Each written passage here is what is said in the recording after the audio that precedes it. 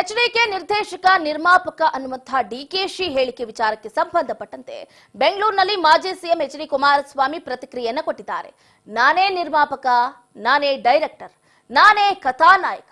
ಮಲಯಾಳಂ ದೃಶ್ಯಂ ಚಿತ್ರ ಕನ್ನಡದಲ್ಲಿ ಬಂತಲ್ವಾ, ಆ ದೃಶ್ಯಂ ಚಿತ್ರದ ಸೀನ್ ಇಲ್ಲಿ ಬಿಟ್ಟಿದ್ದಾವೆ. ಸ್ಟೋರಿಗಳಿಗೆ ಕಥಾನಾಯಕ ಬೇಕು ಅಲ್ವಾ? ಕಥಾನಾಯಕನಾಗಿ ನನ್ನನ್ನೇ ಡಿಕೆಶಿ ಆಯ್ಕೆ ಮಾಡಿಕೊಂಡವ್ರೆ. ನನ್ನನ್ನ ಕಥಾನಾಯಕನಾಗಿ ಮಾಡಿಕೊಂಡಿದ್ದಕ್ಕೆ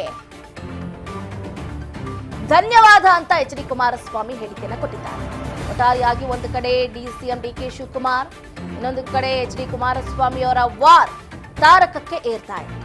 ನೇರವಾಗಿ ಆರೋಪವನ್ನ ಮಾಡ್ತಾ ಇದ್ದಾರೆ ಡಿಕೆ ಶಿವಕುಮಾರ್ ವಿರುದ್ಧ ಎಚ್ಡಿ ಕುಮಾರಸ್ವಾಮಿ ಅವರು.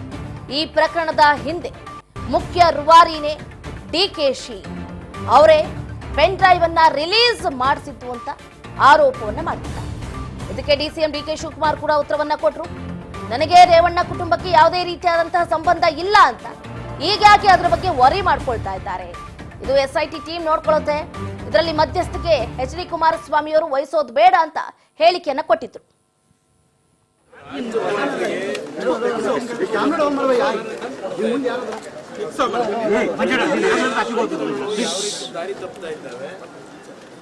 ಇವರು ನಿಜಕ್ಕೂ ಈ ತನಿಖೆಯಿಂದ ಯಾರಿಗೆ ಶಿಕ್ಷೆ ಆಗಬೇಕು, ನಾನು ಡೇ ಒನ್ನಿಂದ ಹೇಳಿದ್ದೇನೆ, ತಪ್ಪು ಯಾರೇ ಮಾಡಿದ್ರು ಶಿಕ್ಷೆ ಅನುಭವಿಸ್ತಾರೆ.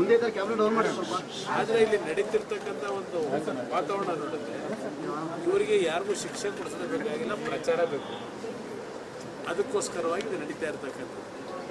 ಇಷ್ಟು ದಿವಸಗಳಾಯಿತು, 15 ದಿವಸದಿಂದ ಏನು ಇವರ ಸಾಧನೆ ತನಿಖೆಯಲ್ಲಿ ಯಾವ ಸಾಧನೆ ಮಾಡ್ಕೊಂಡಿದ್ದಾರೆ ಅದೆಲ್ಲ ಮುಂದೆ ಅಲ್ಲಿ ಮಾತಾಡ್ತೀನಿ. ಮೇಲೆ ನಿಮ್ಮಿಂದ ಫ್ರೀ ಅಲ್ಲ, ನೀವು ಒಂದು ಗಂಭೀರ ಆರೋಪ ಮಾಡಿದ್ರಿ. ಬೇರೆ ಕೃಷ್ಣ ಬೈರೇಗೌಡರು ಒಬ್ರು ಎಂಟ್ರಾಗವ್ರೆ. ಕೃಷ್ಣ ಬೈರೇಗೌಡರು ಮಂಡ್ಯಲ್ಲಿ, ಅಲ್ಲಿಂದ ರಾಮಲಿಂಗ ರೆಡ್ಡಿ ಅವರು, ಸುಧಾಕರ್ ಅವರು ಎಲ್ಲ ಒಕ್ಕಲಿಗ ಸಮಾಜದ ಮಂತ್ರಿಗಳೇ ಸೇರಿದ್ದಾರಲ್ವೇ. ಹಿಂದೇನು ಇದೇ ರೀತಿ ನಾನು ಈ ಭ್ರಷ್ಟಾಚಾರದ ವಿರುದ್ಧ ಹೋರಾಟ ಮಾಡಕ್ ಹೋದಾಗ ಆಗ ನಮ್ಮ ಈಗಿನ ಇದ್ರು ಬಿಜೆಪಿ ಸರ್ಕಾರ ಇತ್ತಲ್ಲ, ಆಗಲೂ ಬರೀ ವಕೀಲರನ್ನೇ ಬಿಟ್ಟು ನನ್ನ ಮೇಲೆ ಅಟ್ಯಾಕ್ ಮಾಡೋದು. ಅದೇ ಸ್ಟ್ರಾಟಜಿ.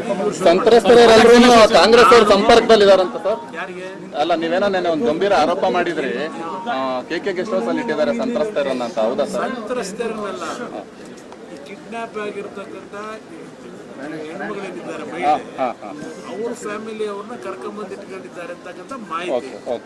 ಆ ಮಾಹಿತಿ ಹೇಳಿದ್ದೇನೆ. ಈಗ ಕಿಡ್ನಾಪ್ ಆದಂಥ ಮಹಿಳೆನ ಈಗ ಕರ್ಕೊಂಬಂದು ಎಷ್ಟು ದಿನ ಆಯಿತು?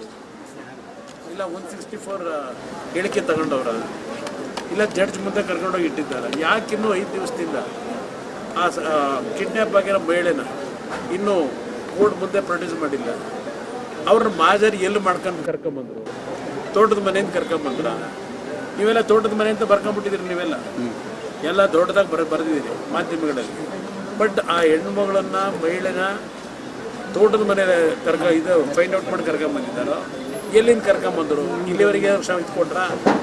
SITಯ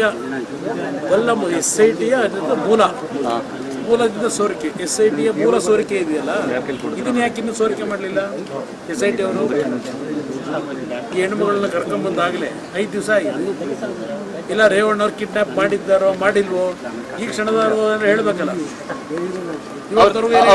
ರೇವಣ್ಣವ್ರ ಮೇಲೆ ಇರ್ತಕ್ಕಂಥ ಅಪಂದ ಏನೀಗ? ಅದೇ ತಾನೇ ಈಗ ಕಿಡ್ನಾಪ್. 5 ದಿವಸ ಆಯ್ತಲ್ಲ ಹೆಣ್ಮಗಳು ಕರ್ಕೊಂಬಂದು, ಇನ್ನೂ ಯಾತಿಗೆ ಸತ್ಯ ಹೊರಗೆ ತಂದು ಕೋರ್ಟ್ ಮುಂದೆ ಇಡ್ತಾ ಇಲ್ಲ? ಸೋಮವಾರದವರೆಗೂ ನಮಗೆ ಇನ್ನೂ ಎಂಥದ್ದು ಅಬ್ಜೆಕ್ಷನ್ ಹಾಕಕ್ಕೆ ಟೈಮ್ ಬೇಕಂತಲ್ಲ. ಅಂದರೆ ಇದರ ಅರ್ಥ ರೇವಣ್ಣ ಅವ್ರನ್ನ ಇನ್ನೂ 3 ದಿವಸ ಜೈಲಲ್ಲಿ ಇಡಬೇಕು. ಹಠ ಸಾಧನೆ ಆಗಬೇಕಲ್ಲ ಅವ್ರಿಗೆ ಉದ್ದೇಶ. ಇದು ನಡೀತಿ. ಇದಷ್ಟೇ ಇವ್ರಿಗೆ ಬೇಕಾಗಿರೋದು. ಸತ್ಯಾಂಶಗಳು ಹೊರಗೆ ಬರೋದಾಗಲಿ, ಯಾರಿಗೆ ಇದರಲ್ಲಿರ್ತಕ್ಕಂಥ ವ್ಯಕ್ತಿಗೆ ಶಿಕ್ಷೆ ಆಗಬೇಕು ಇವ್ರಿಗೆ ಬೇಕಿಲ್ಲ. ಬಹುಶಃ ಜೂನ್ 4ನೇ ತಾರೀಕು ಆದ ಮೇಲೆ ಈ ಸಬ್ಜೆಕ್ಟ್ ಸತ್ಯ ಹೋಗುತ್ತೆ ಅನ್ನೋ ಮುಂದಿನ ಬಹಳ ಇಶ್ಯೂ ಇದೆ.